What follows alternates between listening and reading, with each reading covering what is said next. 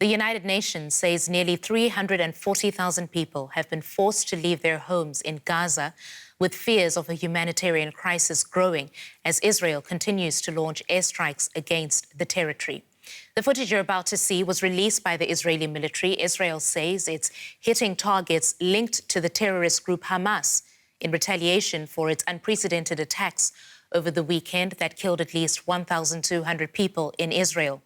Meanwhile, Palestinian authorities in Gaza say more than 1,000 people have been killed there from Israeli strikes. Gaza is also lacking electricity after its only power station ran out of fuel.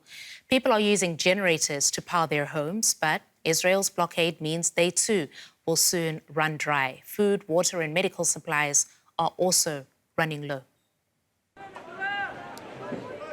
Emergency vehicles arrive non-stop, transporting wounded Palestinians to hospitals in Gaza. Medical workers must act fast to save as many injured as possible. While there is still hope for some families that their relatives can be saved, many others are left to grapple with their loss.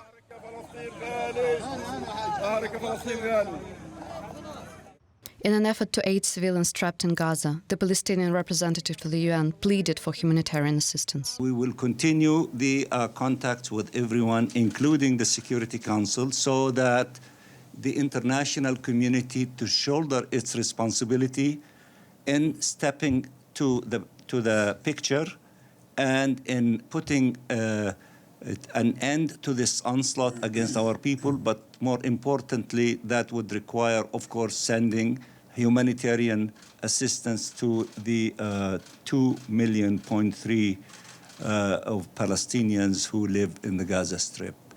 There has to be a humanitarian intervention in order to avoid a looming catastrophe. Echoing his words, the World Health Organization warned of dwindling medical supplies.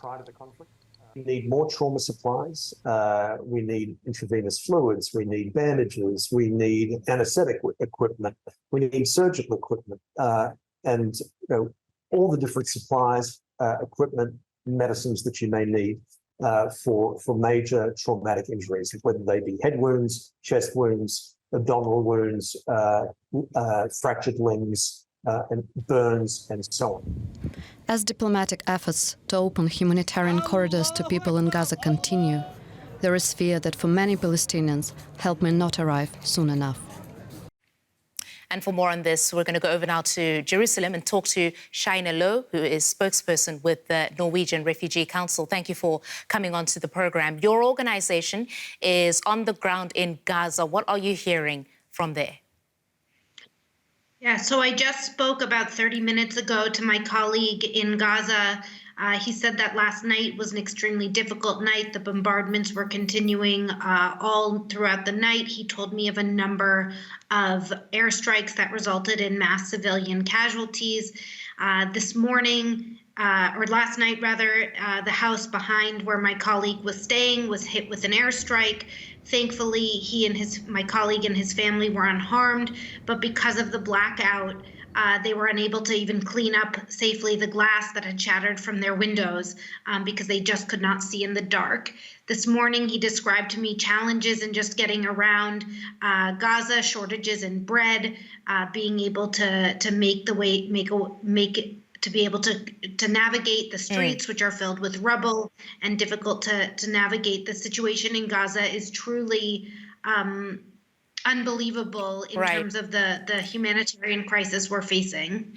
Yeah, Shaina, and part of the reason this is so acute is because it's apparent that no aid is getting into Gaza because of the blockade. What do you fear if this blockade continues? I mean, we are fearing an even larger humanitarian catastrophe than the one that we're already witnessing right now. The supplies in Gaza are very limited. There already was a siege on Gaza even prior to this total siege that was imposed over the last week.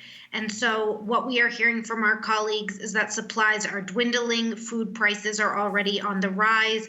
Bakeries are saying that they have less than a week's supply of material, of food and ingredients. I mean, this is literally going to be 2.3 million Palestinians trapped inside of Gaza with no relief in sight. Unless there's an opening of humanitarian corridors for the entry of aid and other provisions. Shaina, I want us to talk specifically here about the aid that's needed in respect to the emergency response, helping the wounded as the airstrikes and the bombardment on the territory continues. What needs to happen to be able to save civilian lives? I mean, first and foremost, there needs to be electricity restored to the Gaza Strip. Hospitals are operating on emergency generators and will soon run out of supplies and fuel for those. We need medical equipment, medical supplies. Yesterday, there was the announcement that all of the hospital beds in Gaza were full. I mean, this is a humanitarian catastrophe that is happening before us, and there needs to be assistance both in terms of restoration of water, electricity, fuel, food, medicine, access to medicine and other medical supplies. They all need to be let into Gaza immediately.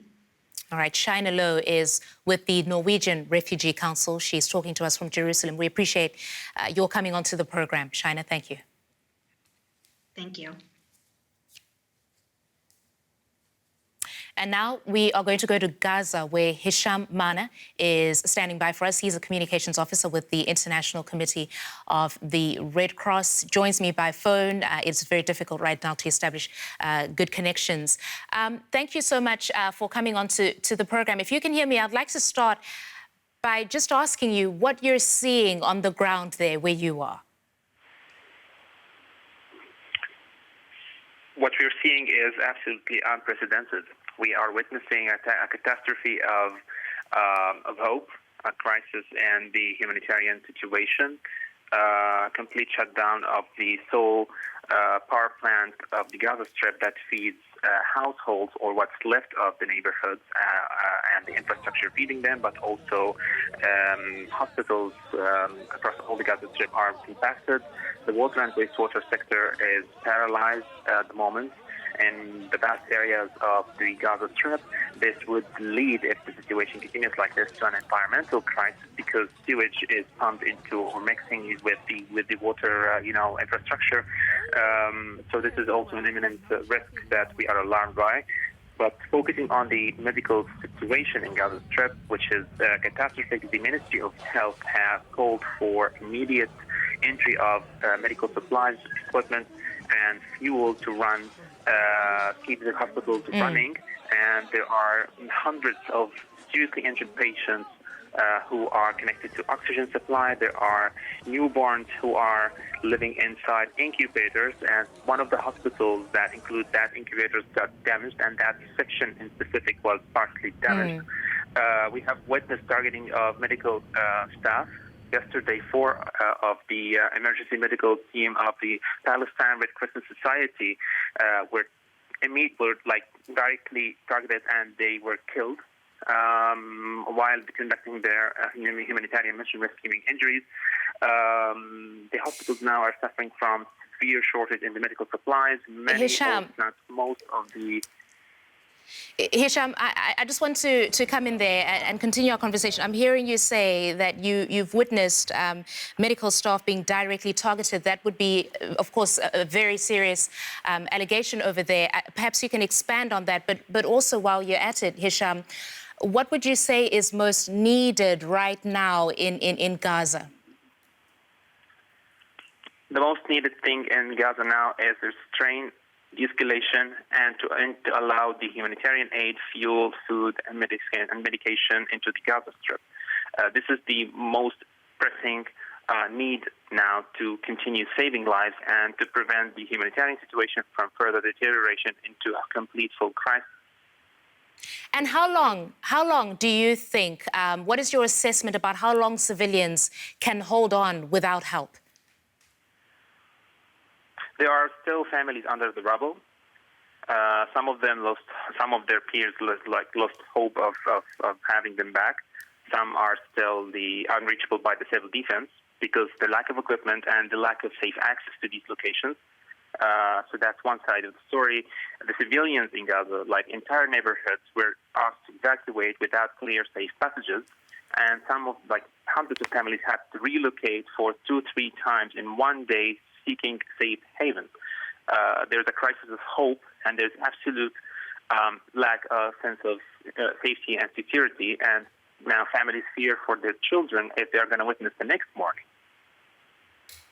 Yeah, Hisham, what do you need right now from the international community in this regard? As you're talking to us, Hisham, we can see pictures of the devastation in Gaza. We see buildings that have been razed, flattened, and so you're telling us there are potentially families under some of this rubble. What would be your message to the international community from the Red Cross operating in Gaza right now?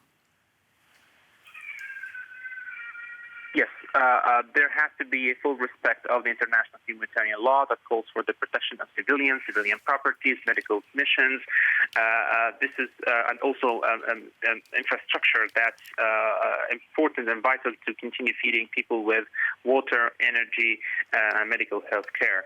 This is the utmost concern of the ICRC, and this is what we have been calling for, and this is what we have been trying to force with the both sides of the conflict.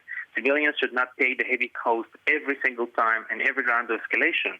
They should be not paying, the price for the failure of a political solution to end this escalation that has been lasting for decades. We have been existing here since 1967 in Israel and the occupied territories. We have never witnessed that large scale of devastation in a matter of a few days. So what we are asking for is full restraint of violence to protect civilians, protect civilian properties, to allow the medical missions to reach safely to those who are injured, and most importantly now also to allow the entry of the humanitarian aid, the required food, medication, to save 2.3 million people plus. All right, that is the voice of Hisham Mana. He is communications officer with the International Committee of the Red Cross, talking to us from Gaza. We appreciate that, Hisham, and all the best to you and your colleagues as you continue the work you're doing in Gaza. Thank you. Now, many of the hundreds of thousands of displaced people in Gaza are seeking help from the United Nations. DW visited a family in one UN facility where assistance is certain to be stretched to the limit in the coming days. They are 13 in all, Umhani Al-Gula and her immediate family. They've found a degree of safety at a UN-run school not far from the Egyptian border. On the first day of the war, we saw missiles flying over our heads. Our neighborhood is dangerous. It's on the eastern side. We were afraid to stay home. God knows how we got out. But we escaped. Our circumstances are difficult. This is not a solution. The children need milk and diapers. UNRWA can't offer us anything. This is our 4th day at the school. I have high blood pressure and diabetes, and I can't get medication. Hundreds of thousands have fled like Umhani Al-Gula's family. Most, but not all, before their homes and neighborhoods were reduced to rubble. Israel is retaliating for the cross-border terrorist attacks and hostage-taking by Hamas. The Israeli Defense Forces say they are focused on Hamas-related targets. UNRWA, the United Nations Relief and Works Agency, is providing shelter in spaces like this. It's tight and getting tighter. But for Umhani Al-Gula's family, it seems safer than their home. There are large numbers of Palestinians in UNRWA schools. We provide them with health care. food.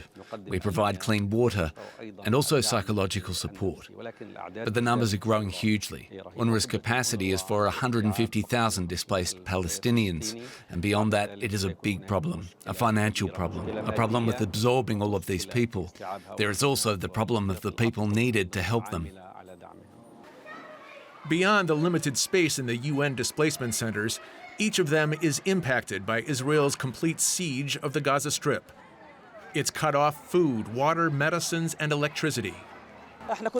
We were living in a safe place. The war broke out, the strikes began without warning, and we were forced to leave. We walked about 7 kilometers until we arrived here, hoping to find a safe place. It's not like that here. And this is not suitable for living. There is no water, no food. The sewage system is broken. It's not suitable for living. Al-Ghula and her family will have to get by in a 6-meter-wide room as they wait for an end to what could become a drawn-out siege and war. Well, the White House says that the U.S. is working with Israel and Egypt in an attempt to set up safe corridors for civilians in Gaza. Egypt's president also says that he's intensifying efforts to contain this conflict. The Rafah crossing on the Egyptian border was the last hope for Gazans trying to flee, but it is now closed. Unverified footage from social media, which you see right here, claims to show a large crowd near the crossing as bombs were falling nearby. The United Nations says the bombardment has displaced more than 260,000 Gazans, but with the crossing now shut, there's little chance of escape for any of the 2.3 million residents of Gaza. Well, AFP journalist Bahira Amin joins me now from Cairo. Bahira, tell us about the situation right now at the Rafah border crossing. At this moment, the latest information we have is that the Rafah border crossing has remained closed since yesterday after it was hit by 3 Israeli airstrikes within 24 hours.